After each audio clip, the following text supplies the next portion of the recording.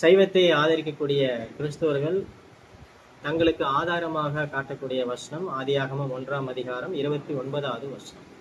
பூமியின் மேல் எங்கும் விதை தரும் சகலவிதமான பூண்டுகளையும் விதை தரும் கனி மரங்களாகிய சகலவித விருட்சங்களையும் உங்களுக்கு ஆகாரமாக கொடுத்தேன். அசைவத்தை விரும்புறதான கிறிஸ்தவர்கள் தங்களுக்கு ஆதாரமாக அவர்கள் சொல்லக்கூடிய காரியம் என்ன அப்படின்னு சொன்னா, ஆதியாகமம் 9வது அதிகாரத்திற்கு வரக்கூடியதான நோவாவின் காலத்திலே அந்த பேரழிவிற்கு பிறகான கடவுள் அவர்களுக்கு உணவை குறித்து சொல்லும் பொழுது, நடமாடுகிற ஜீவ ஜந்துகள் யாவும் உங்களுக்கு ஆகாரமாக இருப்பதாக அப்படின்னு அவர் சொல்றாரு. எப்படி நான் உங்களுக்கு ஆதியிலே பசு பூண்டுகளை உங்களுக்கு ஆகாரமா கொடுத்தேனோ அதே போலவே உங்களுக்கு நான் இப்பொழுது ஜீவ ஜந்துகள் நடமாடுகிறதன் ஜீவ ஜந்துகளையும் உங்களுக்கு எல்லாவற்றையும் உங்களுக்கு ஆகாரமா கொடுத்துறேன் அப்படின்னு அவர் சொல்லக்கூடியதான அந்த வசனத்தை ஆதாரமாக காட்டுவார்.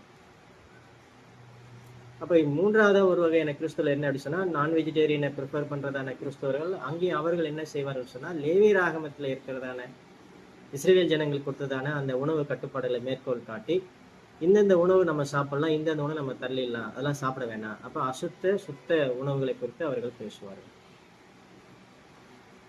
நான்காவது வகை கிறிஸ்தவர்களும் உண்டு. அவர்கள் சொல்வார்கள், இல்லை நாம் புதிய ஏற்பாட்டுக்குள்ளாக இருக்கிறோம், புதிய உடன்படிக்குள்ளாக இருக்கிறோம். பேதுருவின் தரிசனத்தை அவர்கள் முன்வைத்து அடித்து புசி என்று ஆண்டவர் சொல்லியிருக்க எல்லாவற்றையும் நாம் சாப்பிடலாம். நிருபத்திலே பவுல் சொன்னதை கொண்டு வைத்து, ஸ்தோத்திரத்தோட நீங்கள் எல்லாவற்றையும் எடுத்துக்கொள்ளலாம், ஒன்றும் தள்ளப்படத்தக்கதல்ல என்று சொல்லி எல்லாவற்றையும் உண்ணக்கூடிய கிறிஸ்தவர்களும் உண்டு. அப்ப இப்படி இருக்கும் பட்சத்திலே எது சரியான உணவு, எது ஆரோக்கியமான உணவு அப்படின்னு நம்ம எப்படி பார்க்கறது அப்படின்னா, நம்ம பைபிளை கொஞ்சம் ஆராய்ந்து பார்க்க வேண்டியது.